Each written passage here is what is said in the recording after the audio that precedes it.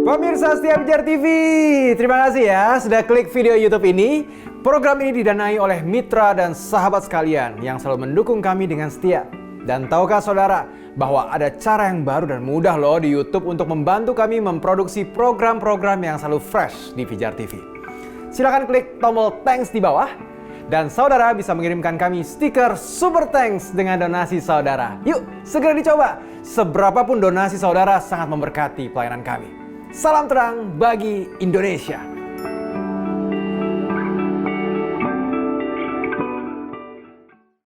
Saya punya pertanyaan tentang ayat-ayat yang telah Anda baca. Kami telah mendengar tentang seorang gadis tetapi tidak ada yang disebutkan tentang dia. Kami ingin tahu lebih banyak tentang dia dan apa yang dia lakukan.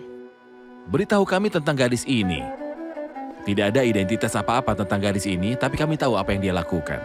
Dia adalah seorang gadis Yahudi yang terpikat dan tinggal di rumah Naaman. Dia menemukan keberanian pada suatu hari dan berkata kepada majikannya, "Sekiranya tuanku menghadap nabi yang di Samaria itu, maka tentulah nabi itu akan menyembuhkan dia dari penyakitnya." Dia menyampaikan pesan kasih karunia, dia menyampaikan kabar baik saat menjadi gadis sederhana. Namanya tidak disebutkan, tapi apa yang dia lakukan sangat baik. Dan ini mengingatkan kita, saudara, ayat seorang tawanan lain juga seorang gadis dan dia telah mencapai puncak tahta. Esther, dia juga alasan keselamatan rakyatnya. Ini menunjukkan kepada kita sesuatu yang sangat baik, tidak peduli apa status sosial saya, di masyarakat atas atau di bawah.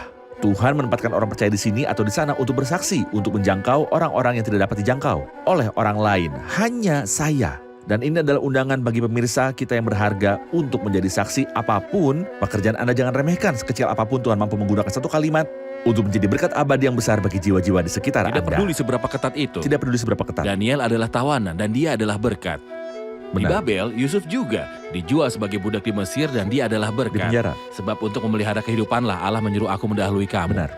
Saudara Khaled, ketika Naaman mendengar berita ini, dia meminta izin raja dan mengambil surat rekomendasi kepada Raja Israel, dan utusan itu pindah, membawa banyak pakaian dan pemberian sebagai imbalan atas kesembuhan yang dia telah terima.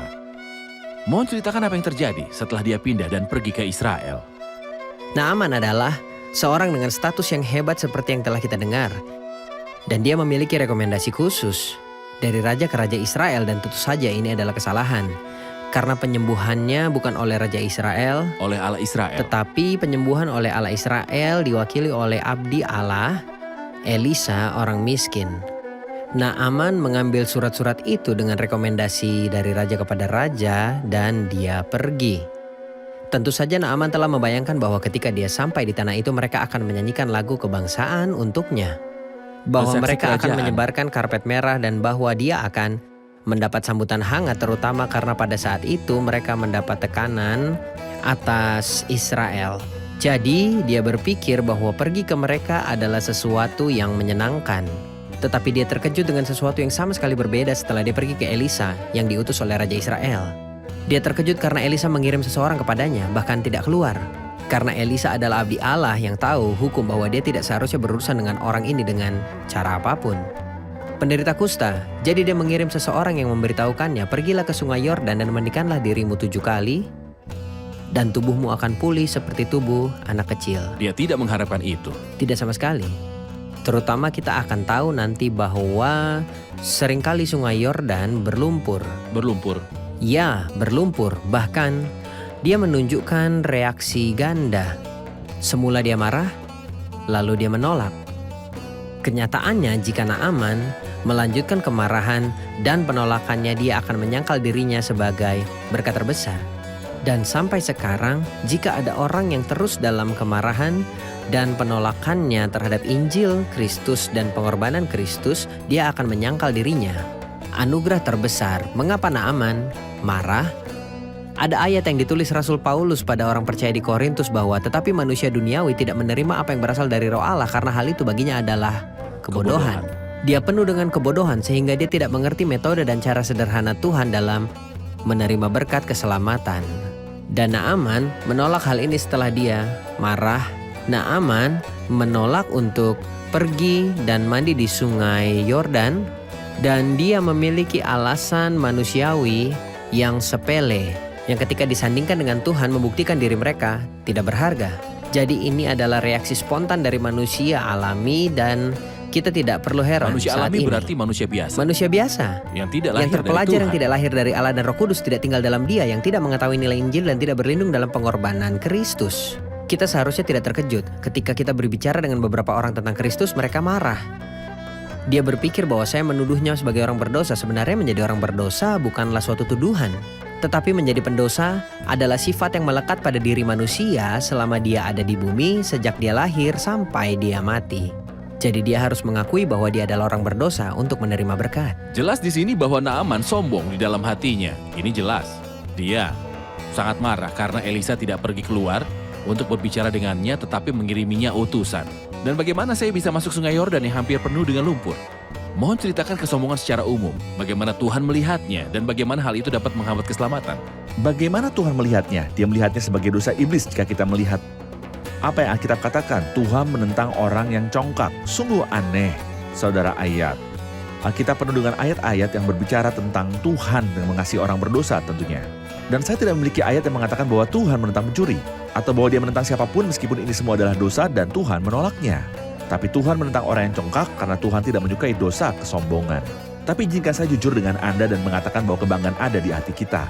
Sebagai manusia, kita semua. Tapi mari kita fokus apa artinya sombong. Berarti sibuk dengan diri sendiri, merasakan nilai saya lebih dari yang seharusnya.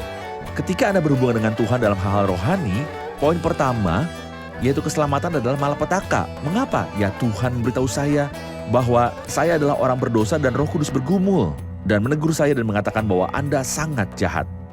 Saya katakan saya jahat, tetapi ada orang yang lebih buruk dari saya. Iya, saya melakukan beberapa penyimpangan, tapi tidak sebanyak itu. Aku berbohong, tapi itu kebohongan putih. Hatiku begitu putih meski lidahku sedikit, tapi semua ini adalah kebohongan sampai saya yakin Ya Allah, kasihanilah aku saya orang orang berdosa berdosa. ini. Mungkin saudara kalian terkasih telah menunjukkan tentang kusta secara rinci dan mengatakan bahwa kusta tidak dapat disembuhkan tapi ada pemurnian. Anda tahu penderita kusta akan dinyatakan suci. Ketika kusta menutupi seluruh tubuhnya, salah satu kasus suci adalah ketika kusta menutupi seluruh manusia. Ia dinyatakan suci. Ini aneh, tidak aneh sama sekali ketika saya sadar bahwa saya adalah orang berdosa 100% dan tidak ada harapan dan saya tidak baik-baik saja, maka saya sangat dekat dengan keselamatan. Dan Tuhan tidak memberikan keselamatan dengan harga bayar. Tapi Dia memberikannya dengan harga terbesar yang Dia bayarkan, bukan harga yang akan saya bayar karena saya tidak mampu. Kristus membayar harga di kayu salib. Sahabat Pijar TV, terima kasih sudah menjadi pemirsa setia program-program Pijar TV. Kami sungguh rindu agar saudara bukan saja diberkati dengan menyaksikan program-program ini, tetapi juga dapat berinteraksi dengan kami untuk berdiskusi dan bahkan didoakan melalui WhatsApp dan telepon yang tertera di layar kaca ini.